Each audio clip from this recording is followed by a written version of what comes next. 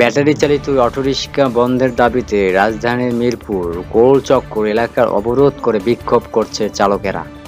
আজ রোববার সকালে 10:30 থেকে তারা বিক্ষোভ শুরু করে। এ সময় ওই এলাকার যানবাহন বন্ধ হয়ে যায়, দুর্ভোগে পড়েন যাত্রীরা। বিক্ষোভকারীরা বলেছে, রাস্তায় অটোরিকশা চলতে দিচ্ছে না পুলিশ।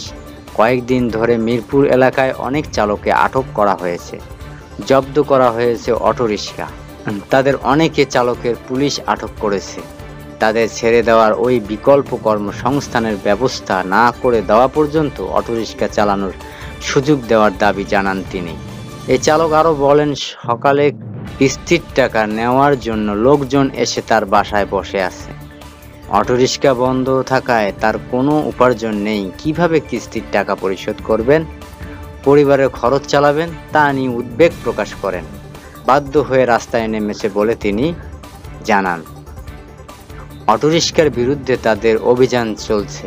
বেশ কিছু অটোরিকশা চালককে আটক করা হয়েছে। এর প্রতিবাদে বিক্ষোভ করেছে অটোরিকশা চালকরা।